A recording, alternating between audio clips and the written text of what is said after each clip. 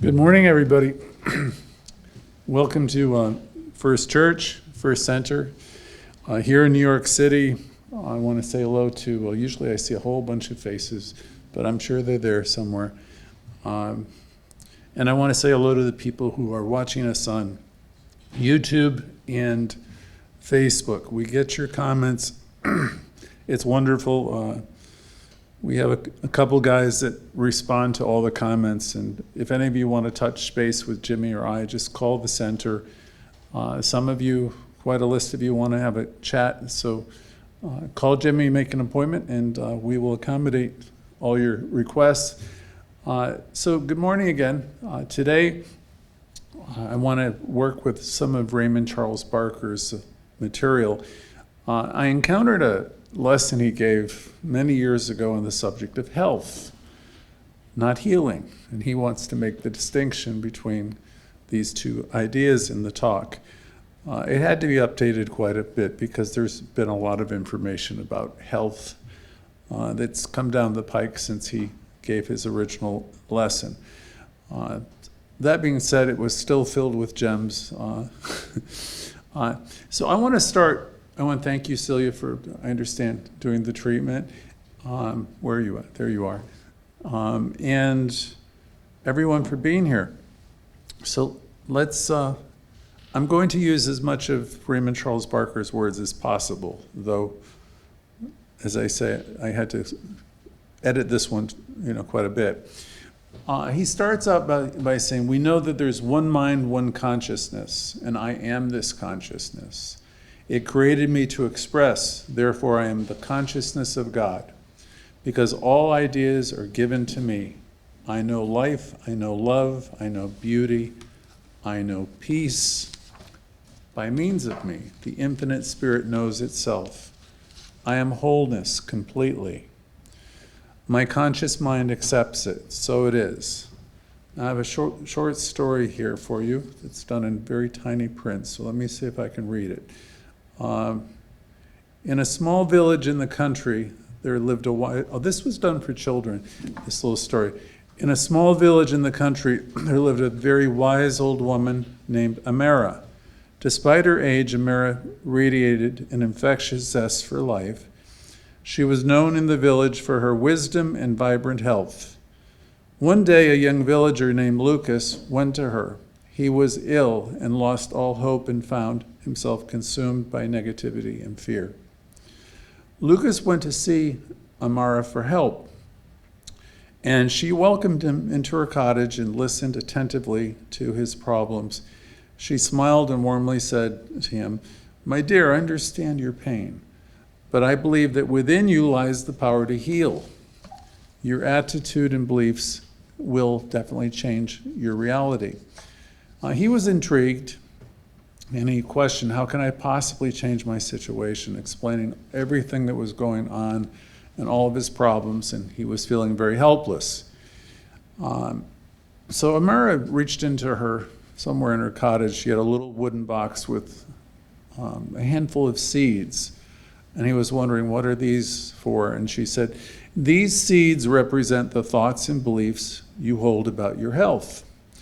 Plant them in the garden of your mind, she said, and nurture them daily with positive affirmations, gratitude, and have positive expectancy that something good will happen. Lucas, though completely skeptical, decided to give it a try, and he planted the seeds and began cultivating what we'll call his mental garden. Every day he repeated affirmations of healing, visualized himself vibrant and strong, and expressed gratitude for the little progress he made each day. And the days turned into weeks, and weeks into months, and then he gradually changed. His energy increased, and his symptoms went away. Now, this is no surprise to a religious scientist, but this is the way we explain it to some of the kids in our groups. Lucas shared his experience with the villagers, many of whom were inspired and adopted a similar approach to their health. The story of Amara and Lucas reminds us that our thoughts and beliefs have power to shape our reality. By nurturing a healthy attitude, cultivating positive expectancy, and fostering a deep belief in our inner reality for healing, we then create vibrant health and well-being in our own lives. And so it is. Now we get into Raymond Charles Barker's lesson concerning health. That lesson was challenging for Raymond Charles Barker to start with because he started out going to all the dictionaries of his day. And when he was looking up health, guess what he found? Nothing much. There wasn't much there. They'd be talking health in terms of illness and disease. They'd be talking about what health wasn't, but they were not really saying much about what health was. So he talked quite a bit about that. So he said, I did my best to get the main ideas out. He said, because I thought this was an important subject. And as I was going through his lesson the past couple of days, I thought it is an important lesson if I can pull out all the stuff that doesn't apply anymore. It was a great lesson. So Raymond Charles Barker says, you see, I'm going to talk about the subject of health, saying, let me see if I can get it here. He said, but I'm a little bit stuck with the word, I can't define it. He says, I have one of the huge Webster dictionaries upstairs. And he said, I got it out and didn't say much. And I looked elsewhere. And there just wasn't much there on health. All that I had was close to nothing. It says health means to be sound. And there was another place where it said, or to be whole. So that was okay. That was pretty good. But that's all it said, and it doesn't really say a heck of a lot more if you go into the 2020s, because I consulted the dictionaries myself. I consulted artificial intelligence. I was poking around to see if I could find a better, just see what they're saying, some 30 years later. So it doesn't say a lot. So this was kind of a discovery for him at the time, saying, I realized people of the New Thought, we've been talking about all these for years, but we've been mostly talking about healing in New Thought. He says, we really haven't been talking a great deal about health. We talk about healing. He says, now health, I think, is an interesting subject. We don't consciously think that much about it until we don't have it. It's interesting. So in other words, we take our health sometimes for granted. He says, you start thinking about it quite a bit when you don't have it. Some of us might recall a time in our life where we overdid everything. He said, now we know more about food, drugs, exercise. Now we know more about foods, drugs, exercise, and the effect of smoking on the body. So in Barker's day, you wouldn't have known that drinking was so bad, or you wouldn't have known all the effects of smoking and many other things. Most people, he offered, don't know or appreciate your health until you've lost some of it. Now he added, this might also be true of other things as well. We don't necessarily appreciate our jobs. We don't treat our employers with any kind of respect. We don't appreciate the fact, that we're getting our financial goods. So we take a lot for granted. We don't appreciate sometimes our family. Sometimes we don't appreciate our friends. We don't appreciate a lot of things. You remember the song, you don't know what you got till it's gone. So he was talking about that. The word health is a noun, and it's practically undefined. So if you're healthy, you're healthy. What does that mean to you? He asked his audience. Of course, everybody has a different idea of what that means. So maybe just like Webster's dictionary, you feel healthy and you don't think much about it. And you can't really define what it means. Except, he said, I think it's a sense of well-being.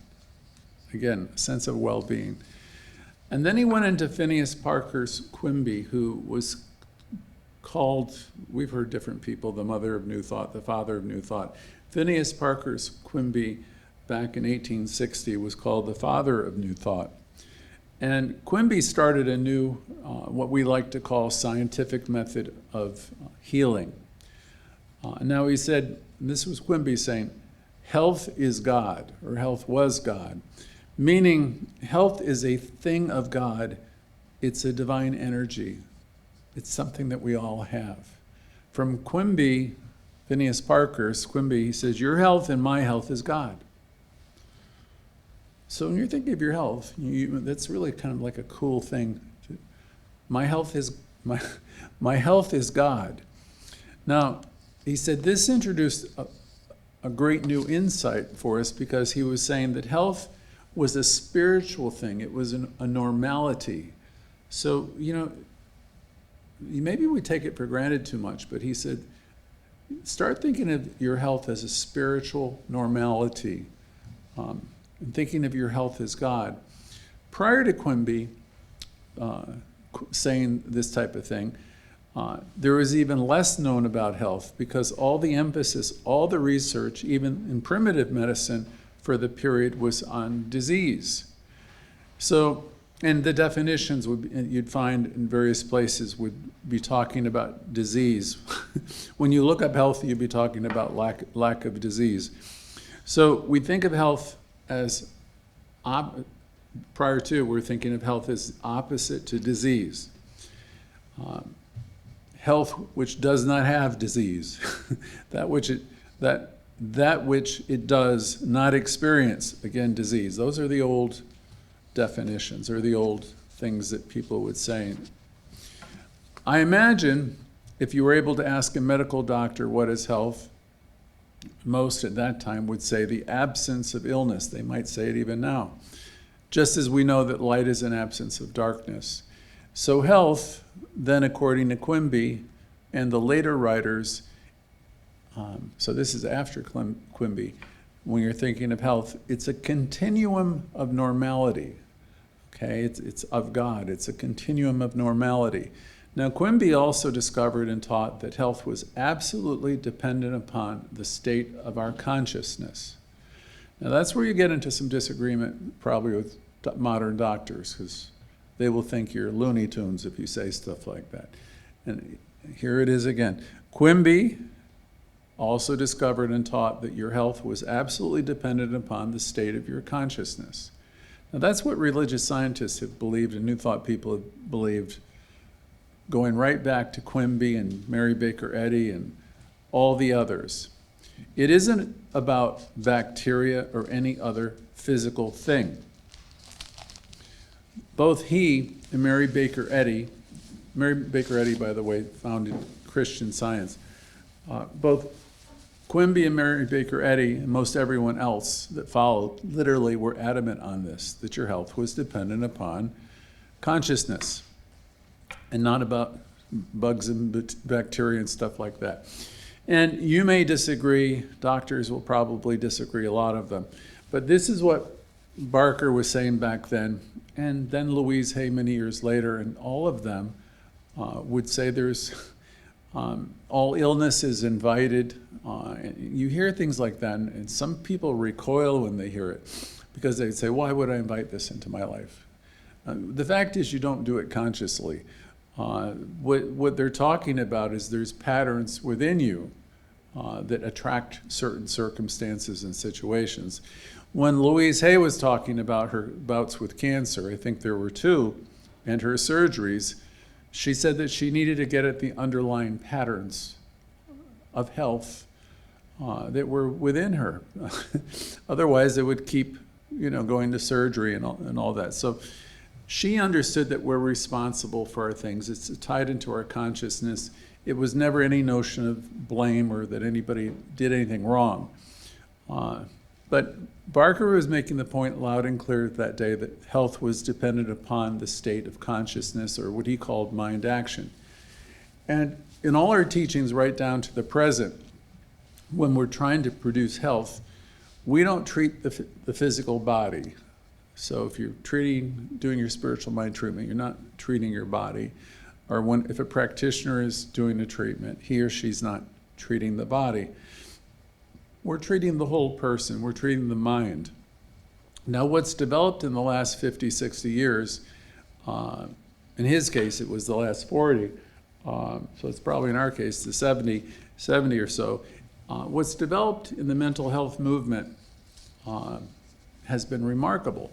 So do the mental health professionals of Barker's time or today say that all diseases are caused in the mind?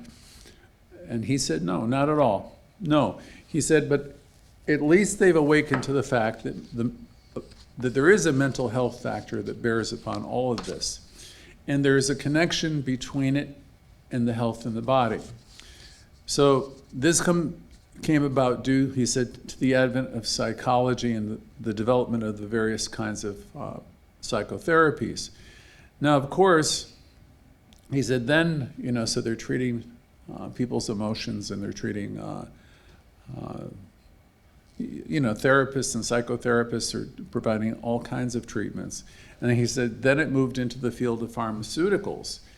And he says, he was thinking that's kind of unfortunate, because he thought they're using a lot of drug therapies now in huge quantities, and oftentimes, with mixed success. And in that talk, he said it was estimated within 10 years that 40% of the population will be on some type of pharmaceutical drug. And he was correct, because I researched it, and last year, I believe, it wasn't 40% of the population on pharmaceuticals, it's 70% of Americans are taking some type of prescription drug. I thought that was astounding. He thought it was alarming when it was 40%. Now we have 70% of the country, if I can rely on the figures that I got. So he thought it was alarming. Another factor that I've been thinking about with all our pharmaceuticals and advancements for maintaining health, we're taking more drugs, that we're seeing more therapists than any other generation in history. How is it that we have a greater amount of sickness? That's the thing that was interesting to me, because we have all these advancements. We have, again, artificial intelligence, we have surgery, we have techniques for healing that are mind-boggling. What's with having more disease and sickness? You would think with all the advancements that illness would be decreased instead of increased, but it isn't. So I was studying for Barker's talk a little bit, and I read an article this week. Now this is the 2020s. We as a population drink more alcohol than we used to. That's surprising to me, because I thought we were drinking less, but that's probably because I drink less and I don't hang out with drinkers anymore like I used to. But Americans drink a lot more. And Americans eat more sugar and carbs than any other time in history. We spend much less time outdoors than any other time in history. The whole country sleeps less, probably an hour or so less than what it used to. We sit down a lot more. Diabetes is way, way, way up. We're getting less vitamin D. I guess that's what, sunshine, right? And we are dying of overdoses of one drug or another, fentanyl, and just overdoses at a higher rate than, well, it's a mind-boggling rate. And we weigh more. So I can attest, as I've changed my diet around. We weigh more, and we're eating a lot of, we don't want to call them junk foods, we'll call them fast foods. So we're eating a lot of fast food as opposed to whole foods. People are, and the other side of the coin, people are waking up, they're more mindful, because you see all these people, what Barker would call health nuts. There's a greater knowledge about nutrition now and exercise, and a lot of people understand whole body and the whole body approach to healing. But that might be more like people who you and I hang out with, who are in religious science circles. The nation isn't. The nation, we'll say the collective person in America hasn't caught up with it yet. We're eating a lot of added unhealthy fats. The nation is eating less and less vegetables than when Barker did his talk on health. And notably, one of the big things is if you can believe this, because I had to check this in 3 different places for you this weekend, we spend between 5 and 7 hours on our devices or the TV every single day of our lives on average now. Now that would include your telephone. Your telephone is now a device that you can watch movies on, you communicate on. Your television, your smartphones, your iPads, the average American is spending between 5 and 7 hours on their devices or in front of a TV screen, monitor every day. So you might want to think about how that impacts you. If you have children, you might think about that. Because of this,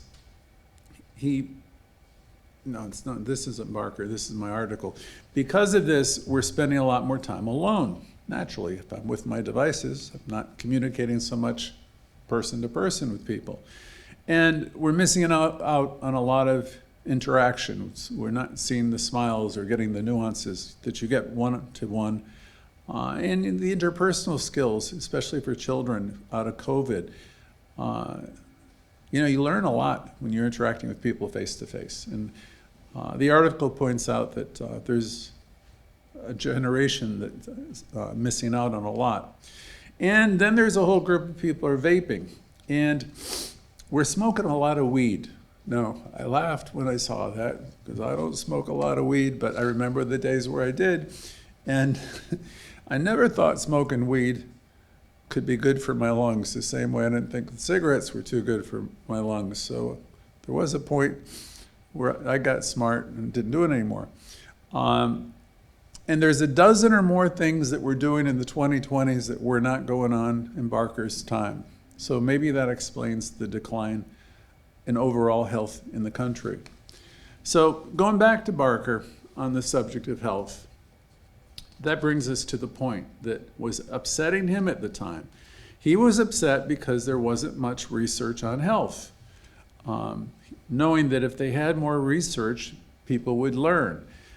They would learn that the mind and consciousness would prove to be one of the primary factors in healing. See, we know we can heal here. We teach you. You can heal your life. You can heal your body. You do have the power. And he wanted the science to be there to back us up, which increasingly it is, but it's always lagging behind what we know. But it does move in the direction of people understanding that there's definitely a mind-body connection in healing. There's also a mind-body connection in disease. You think, what do you mean? Well, if you think a certain way long enough, and if you have a pattern of thought long enough, you can attract disease to your body.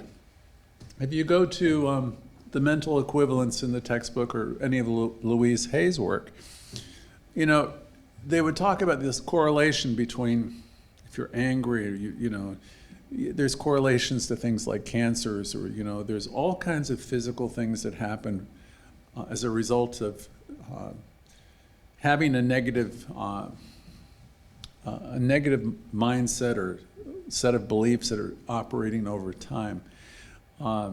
So Barker was upset that the scientific community got close. He said they get close and then they stop, like they don't want to know anymore. Because if they had gone into it more and more in their studies, he said they would have found the jewels that we have understood in this teaching for quite a while, that we experience as we practice this teaching. But always, he said, in the unconscious, always is an unconscious desire in people to stay away from anything new or radical. People don't like to change generally. Now, this is many years later than he was making that talk, and thankfully, we've come a long way. We are not there yet, in terms of treating the body holistically. You go to doctors today, I can speak to the fact they usually take my blood, and they call me a few days later, and all of that, and if there's anything that needs to be x-rayed, it happens. There isn't usually a lot of holistic treatment. I happen to have a doctor who's a little bit like that. He spends a lot of time with me, but that isn't what most people get. Most people go, they get their tests, and they find out, but there's a lot more to treating a person than that, and we're not there yet, though we have made progress. Barker was suggesting. Over the years, there's been a growing realization that within the field of health and wellness, that science has yet to fully comprehend the intricate relationship between the mind and body. Raymond Charles Barker, in this wonderful lesson, emphasized that thinking patterns and mental stress can and will have a profound impact on our well-being, and it potentially can lead us to the manifestation of disease, as I said before. Louise taught this to us as well. Now, in the 2020s, the scientific community has made a lot of progress in understanding this connection, but there's still much more to explore and to uncover. There's still a lot of resistance in the medical field even now. The concept of mind-body connection was once dismissed as conjecture, but it's gradually gaining recognition in the Western world.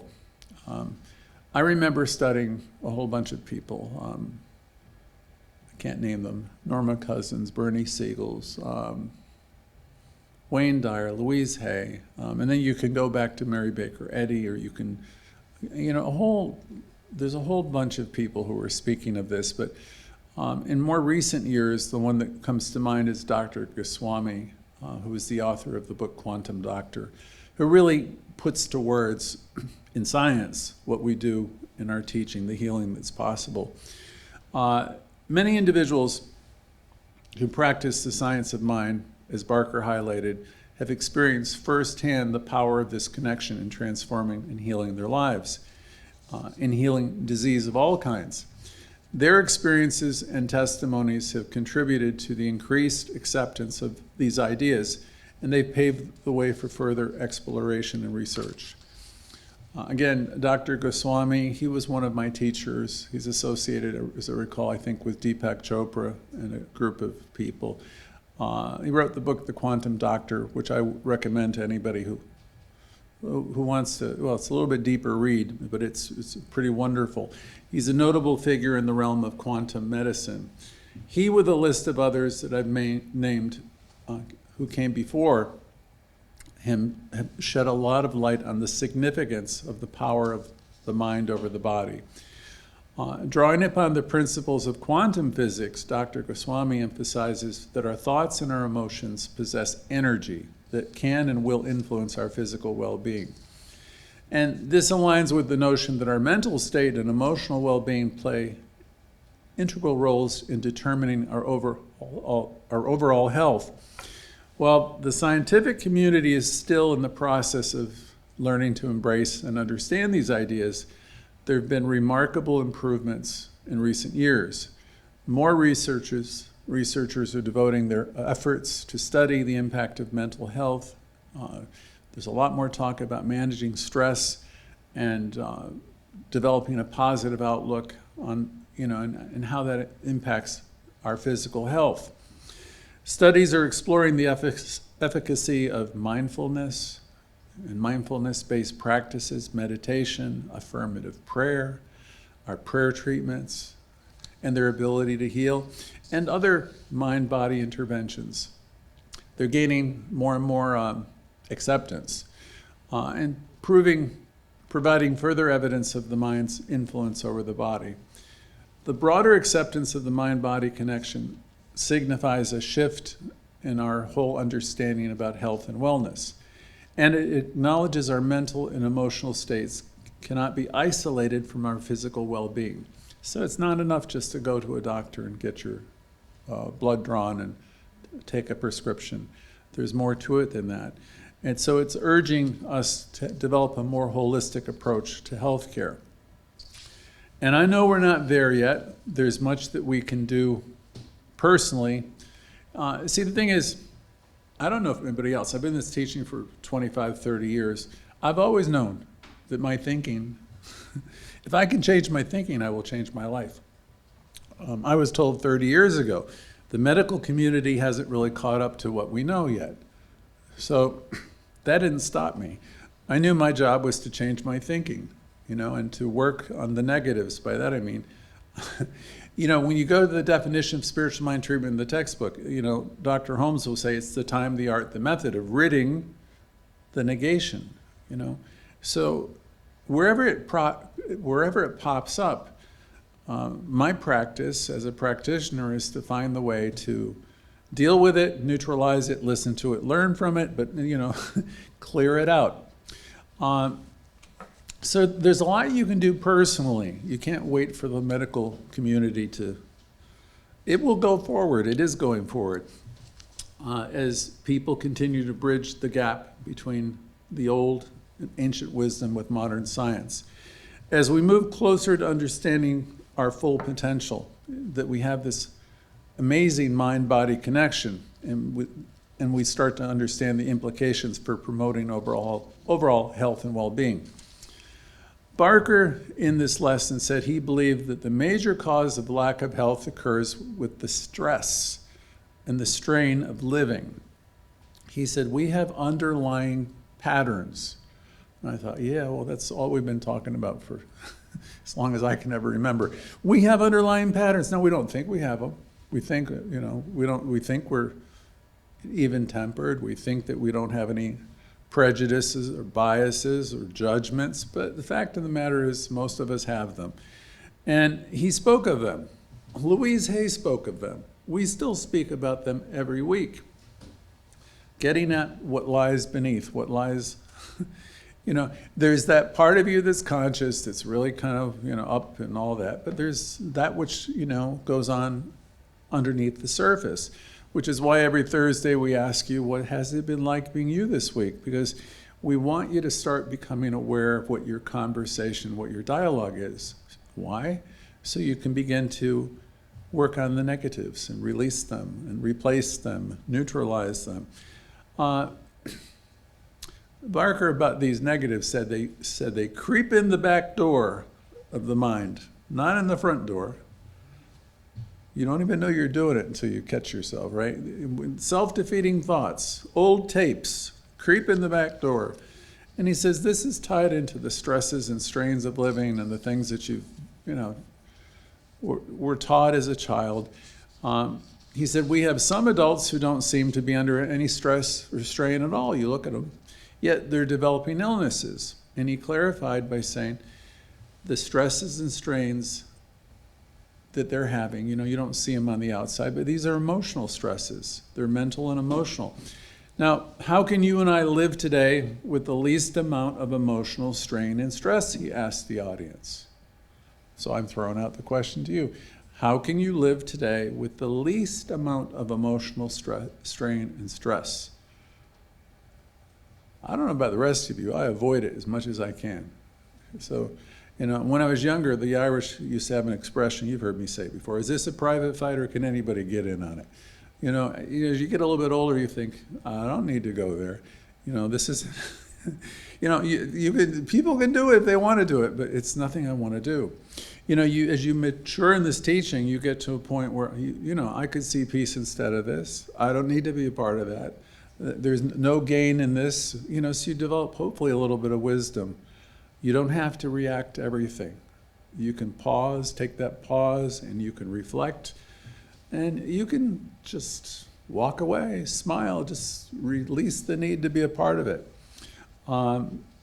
So how can you live today with the least amount of emotional strain and stress? That might be something worth contemplating. Barker said, I can't answer it. Maybe it's learning to release. All I can say is, we will do it better with the understanding of the teaching. You'll handle stress better when you're practicing the science of the mind. Because the first step of science of mind and treatment is recognizing that there is this one love, this one power, and it's in you, operating through you. And you have this power to use. We start with centering ourselves with the belief that God is, Spirit is. And we let ourselves feel it and sense the Spirit that is within. And we let ourselves know it and know that it's here now and available, and it's here everywhere and in everyone. So it's not just a matter of relaxing our body, it's developing an awareness. And we can do this daily, and we ought to do it daily, he said. Develop this awareness that brings you to a place of joy and peace. And then you'll get to mental and emotional relaxation if you do that. So practicing the teaching, practicing your affirmative prayers, always take that moment, take that pause to go there. See, if you just run out of bed, and do that whole 9 to 5 thing and you're not conscious, you're probably reacting all through the day. Barker went on to say, and of course, you and I have grown up with what he called world thought. Sometimes today they call it the consciousness of the collective. You can't escape it, We've grown up with it. It's there. He said, but we really need to try, he said, to keep it out. He's talking again about the consciousness of the collective. He says, you're the only thinker in your mind, so we want to keep that stuff out that everybody's thinking and believing and tuning in their TVs to. We want to keep it out. He says, whenever it comes up, he says, I tell it to get out. And then he says, I tell myself it's a GD lie. So he had some colorful language. It's a damn lie. Now, you don't have to do it that way, but he wanted to do it passionately because, passion drives it. You don't say it without meaning. You say it like you want it to do what? Get out, he said. And he said, he told himself, and my notes were in very colorful language, it's a lie. And so when things come up, or he might say it's a damn lie. And he commented, he said, I do my treatment work, my affirmative prayer. And he says, I know a lot of you here do your work to a large extent. And he says, we become the guardians at the gate. And we talk about that every week here. And some of you, like us, are learning, you're getting really good at tuning that stuff out. Not participating in the gossip, not going into the conversations. You just know it's harmful to yourself. So some of you are learning to start your day over. You're having one of those days, then you take a pause and you start your day over. Some of us are becoming more focused on the power that we have within that we can use. And we're learning in larger numbers to go within to some extent. Question is, are you there yet? And you're probably saying, not all the time, right? Well, I know I'm not there all the time either. And Barker wasn't either. He said, we are all, we're works in progress. He suggested stay with it, stay connected, because the other stuff is there 24 hours a day in the unconscious mind of the collective. So you're not doing anything wrong. You've just been programmed with a lot of stuff. It's in the unconscious mind of everybody. So he said, stay with your affirmative prayers, your treatments. When I was first studying this myself years ago, they say you do this treatment, this affirmative prayer, the expression was early, late, and often, which means all the time, really, whenever you're mindful. You go towards the ideas, I'm supplied and supported. God is my source, I'm one with God. You just keep reminding yourself of the truth of who you are and what you are. He said, I think it would be wise for every last one of us, once a day, to deny the negative power of the universal subconscious mind. He said, I think it would be wise if everybody did it at least once or twice a day, because everybody on the face of the globe believes in disease, he said. He said, everybody, the healthiest person out there have a belief in disease. And he said, maybe they don't have a belief in disease for themselves, some of you in the teaching, but there's a belief in disease, and he says you can't really escape it. Disease is easy because you can diagnose it, you can define it, you can classify it, you can treat it. But he said there's very few words in the dictionary on the subject, again, of health. He said a few trite words. There's no diagnosis for health. He says, we don't have a word health in the collective mind, or the idea of health like we do illness. Illness is in the collective mind, but health is not. The way we don't have that, so he wants us to think more about health in this lesson. And he referred to a book called Psychosomatic, and he talked about it for a moment or two. He says, This Just One Word is the name of the book. And he says these researchers had made a study of chronic neurotic states of the mind, which they now realized different types of people will develop different types of illnesses, from cancer to blood disorders to all kinds of diseases, circulatory problems. Others will develop heart cases, he said. And what they were saying in essence is, in that book, that they can predict, at least in part, what illnesses a person is likely to have in 20 years by their present neurotic state. He said, now, that may be true. He says there's probably something to it. But he said, that's a study of negation. It's a study of what's wrong and what can go wrong and what will be wrong. It's not a health study. He said, I'm more interested in health studies. Perhaps that's the reason we can't define the word health much further. He said, the reason you really can't, he says, because health is spiritual. He says, we can't define love very well either because it's spiritual. And you see, it's only been in the last 100 or now 150 years or so that people accepted themselves as spiritual beings. And he says, even then, not too many really accept themselves as spiritual beings. You might begin to say right now, we are all spiritual beings. Or say to yourself, I am a spiritual being. Or say, I am one with Source. I am one with God. Something in the back of many of your minds comes up and says, oh, I don't know about that. I'm not sure. Say I am God, and then sometimes you get a reaction. I don't know about that either. Because almost from the day you were born, you're made body conscious. And probably by the time you were a few years old, you were made conscious of disease. He said you have disease consciousness. In other words, you learn of it. And he says you learn of it by well-meaning parents. They'd say things, don't go out in the rain, you're going to catch a cold, and you remember all the things that you were taught as a child. As I mentioned, we quickly absorb all the messages about these things. As kids, we absorb everything.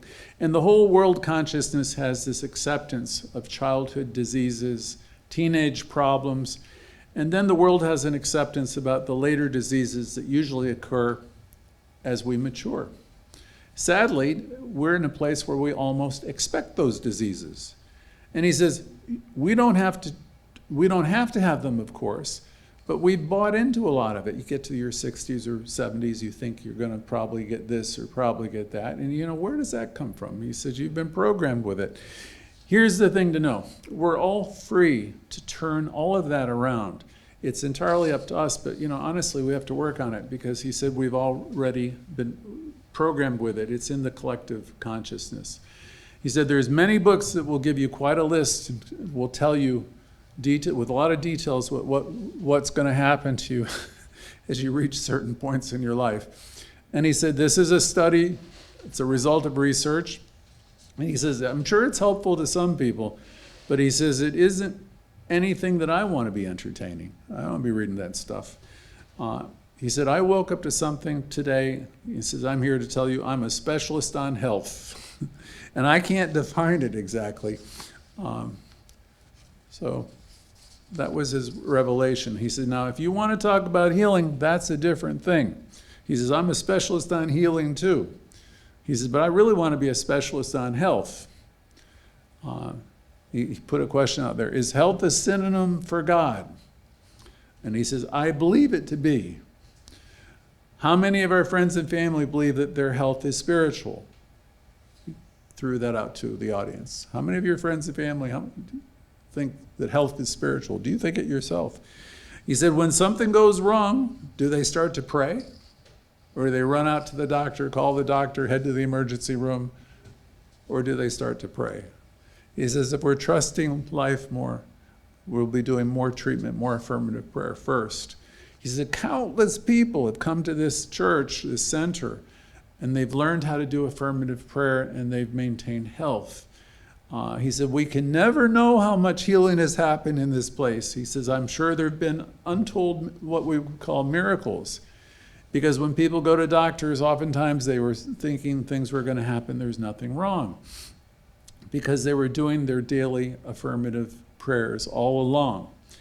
And he wanted to recount an old story, he said, that happened many years ago. And he mentioned the lady's name, which no point in bringing it up, but he said this lady was I guess a supporter of the center. She's quite wealthy. She went to a practitioner after she went to her Park Avenue surgeon. And she was in a lot of pain, and the surgeon wanted to take out gallstones. I don't know if she was full of them, but she's full of pain. And she was really in agony. So he gave her medication and said, you need to have immediate surgery. And she said, no, give me a week. And he said, you won't be out of here for an hour or two before you're going to be coming back as soon as this medication wears off, because she was in agony. But she took the medication, she left. She called up a religious science practitioner, and they went to work on it right away. And a week later, she arrived at the doctor's office. And then she said, I want another set of x-rays. And the doctor said, I thought I'd see you here, whatever day it was. And then every day this week, pleading with me to remove these gallstones, because you should have been in excruciating pain all week. And so she called in the next day. They went over the x-rays. They did another set, I think. And then he called the woman and said, you don't need the operation. And she said, what do the x-rays show? And he said, they show you don't have any gallstones. And he said, I don't know what you did, and I don't want to know what you did. The thing, he says, that first x-ray showed very clearly that they were there, and she had severe agonizing pain at the time. And when she went to the practitioner, and they did the work, and she cleared it out. Barker said, I'm always hesitant in telling stories of this kind. And religious scientists have had these types of healing stories since our very beginning. But we don't talk about it a lot because not everyone's going to have the same results. The potential for healing is available for all of us. It's in all of us. It depends upon the person. It depends upon their consciousness. The thing with this teaching, everything is always going to be about consciousness. Most of us today will work with our doctors. We'll know that there's God in our doctors, there's God in medicine. And we try to choose the ones that treat us holistically. But again, Barker would ask, what are we dealing with here? We're dealing with healing, not health. Here's an illustration. It's very easy to say to ourselves that we need balance, that we need this or we need that. How can you and I function in an average day? Because he said, just for me to get here, to get home, I either take a taxi or I stand in a crowded bus, which is uncomfortable and crowded. Sometimes I try to walk and it's either raining, it's cold, or it's, he said, somehow, some way I'm going to get there, but I'm not always comfortable. I don't know what you do. And he said, I don't know what you and I can do to always stay totally poised, balanced. He said, I can't, and I don't think you can. However, he said, if the psychosomatic people are right, he said, I believe they are. In other words, illness is created through our mind and consciousness, and healing as well. However, if the psychosomatic people are right to any degree, and he says, I believe they are, and if our science is right, and he said, I believe it is, then it comes down to the point, and so how can I so deeply bring this belief into my being? To know that my health is spiritual, that it can't be attacked no matter where I go, what I do.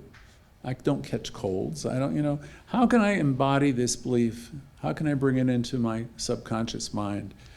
And he said, of course, the only answer to this is to get serious about your spiritual work, to do your affirmations, do your treatments over and over again. Because again, there's this collective thing, that there is a belief in all these things. You don't probably think about it much, but he said you can turn it around. The average student of this teaching only prays, he thought, for health when they're sick. And that's why everything I write and everything I teach in almost every lesson, I tell you, do these treatments every morning of your life. Affirm and know that you have health. You have wealth. You have health, wealth, love, and creative self-expression. Affirm it while you have it. Again, we know all about disease. We need to know a lot more about health. I suggest to counteract the negatives and our beliefs about sickness that we very regularly do our mental work on health. Say to yourself, I'm healthy. I am the health of God. I am healthy. I am whole. I'm hearty. I am well-being. And get it down in there, deep inside of yourself. Don't just say it, but say it like until you believe it and feel it, and with the same amount of knowing. And say it and do it often. Get it in there, he said. People would always ask Dr. Barker, do you ever get sick? Do you go to doctors? And he said, I do, and if I get sick, I call a practitioner, if it's anything more than a cold. He says, I put them on the case, saying, I've discovered they are often better when it comes to dealing with my physical problem. And same, he said, for my family, saying, I'm too close to all this emotionally if it's myself or my family. And this isn't to say you can't do affirmative prayer treatment for yourself. You can. He explained, a person on the other end of the phone who knows me has no problem seeing me as in glowing health. But if I got my chills and my cold and all that, it's a little bit more difficult for me. He says, if they practice the teaching, they can do this easily. When I'm healthy, though, he says, and I'm healthy most of the time, I can affirm and I can speak for health very easily. And that's what we're talking about today, health. I don't want to talk about disease. I want to talk about health. The health I have, I want to talk about it. I want to celebrate it. I'm grateful for it. I want to talk about anything and everything we can do to promote health. Many people who are on our broadcasts are doing all kinds of things in the 2020s to improve their health. It's like you can be doing Pilates, you can be changing your diet, you can be walking, you can be exercising, you can do all kinds of fun stuff. You know a lot more about food. And we have so much information today available on the subject than any other time in history. But New Thought folks have always been ahead of the curve in that sense. We use doctors, most of us. You look for doctors that are open. They have a more holistic approach. And we work with consciousness, and many of us are inspired, who are on this broadcast, and we're guided to healthier living. And most of us, he said, and most of the general public doesn't pay much attention to any of this. I gave you the list of the 40, 50 things that, Americans are, they're going the other direction on, even during this time of great advance. But life goes forward, and Barker said people are always more and more waking up to these ideas. And it's interesting that we're going through a bit of social revolution, he thought. And I thought if he only knew. We're really going through a social revolution. But as the future goes on, he says a lot of people are doing everything they can for better living, better food, and developing a more holistic approach. He said, we are the older group. We were brought up with so many things, bad ideas that are now taboo now. I can think of all the foods that we thought were good food when I was a kid. Now they're no-nos. He says they're taboos. Never thought it was bad to have a cigarette after the meal. There were ashtrays on the, everything that was acceptable is like not so cool anymore, right? He said this had nothing to do with our fathers or mothers per se, but, it was the time that they functioned in. We picked up on, we went forward from them, but we still have a lot of stuff that it would be great for us to release. When I was a kid, there was, for example, a lot of people socially smoking and drinking and eating all kinds of things that no one would dream of eating now. There's quite a few people who won't drink today, or they might drink a little wine, and they would never think of smoking. Some people still drink socially, and that's fine. But there's a lot of people today that are smoking pot, which I don't fully understand because it still, in most cases, goes into their lungs and pollutes their lungs. And Barker said, I'm not criticizing any of it, saying only for himself. I don't need it. I don't need any of it. And he said there's a growing consciousness about health. And he says, I love talking about health. He wished we were proclaiming it loud and strong and often, as we discover more healthy things and all the rest, do these things as a way of living. He commented that we are all improving. Louise Hay wrote the book, You Can Heal Your Life. She understood the science of mind. And as you learn to practice this teaching, you come to know that you are creating your own life and you're creating better health. And this is a natural result of changing your consciousness. This is a natural result of developing a positive approach and seeing the unfolding good and God in life everywhere. As we move forward, we'll always be learning. We couldn't be in this kind of teaching without expanding and growing. So, as always, people who are really practicing this teaching, they're learning to, focus on health and improvement. You're trading lesser ideas for greater. The population will go forward anyway, but if you practice this teaching, you will grow. There will be it'll happen for you more quickly. You'll be happier, you'll be healthier when you take these ideas deep into mind. If you say to yourself, I am health, there is perfect health, there's a perfect pattern of health within me. There's so many books of every kind suggesting better ways of taking care of your body today. I would say put Louise Hay's book on the top of the list, but there's dozens more. Books, videos that will explain the benefit of balancing food, balancing exercise, getting balance on our emotions. And many of us today in the 2020s are actively involved in all of this. Barker said, I have told you so many times, I think one of the greatest psychological causes of problems comes from the nation viewing the 11 o'clock news every night and then going to sleep. He said, it's terrible. Just when you're ready to go to sleep, you filled your mind up full of garbage, he said, fear and garbage. He said, this is a time where you would want to have your lights be dim and you fill your mind with calm and nurturing thoughts. He says, the news can wait until tomorrow. Whether it's factual or it's not is not important. He said, listen to the news in the morning if you must. He says, where you can have the whole day ahead of you to get rid of it and digest it. He says, let's strive for some balance. Balance everywhere is a good idea. He said, the cause of all lack of health is being out of balance. Here again, we're up against definitions, he said, and he smiled. He said, we know one thing. We know that health is a spiritual idea, and we know that this spiritual idea is prevented from its full functioning by something in our individual consciousness. This one's worth repeating. We know that this health is a spiritual idea, and it's prevented from its full functioning by something in our individual consciousness. And most people who are not in this teaching are very open and receptive to disease in any form. So that's part of the collective world out there. They're very open to disease. They expect it. Merely because that's been drilled into their consciousness since they were children. He said, I recall a childhood prayer even to this day with just 2 lines and it made an indelible impression upon me. He said, if God is my health, I can't be sick. And he said it over and over again. He said, I said that every night for so many years. If God is my health, I can't be sick. So you might consider trying that one on. Bring it into yourself. He said, he was always saying that throughout the talk. Bring it into yourself deeply. Don't just have it be a word. Bring it in. Think about it. Own it. Develop some passion around it. Say to yourself, God is my health. I can't be sick.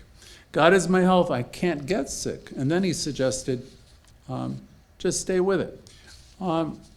So his talk really was quite a bit longer, but I think I would just be overstating it.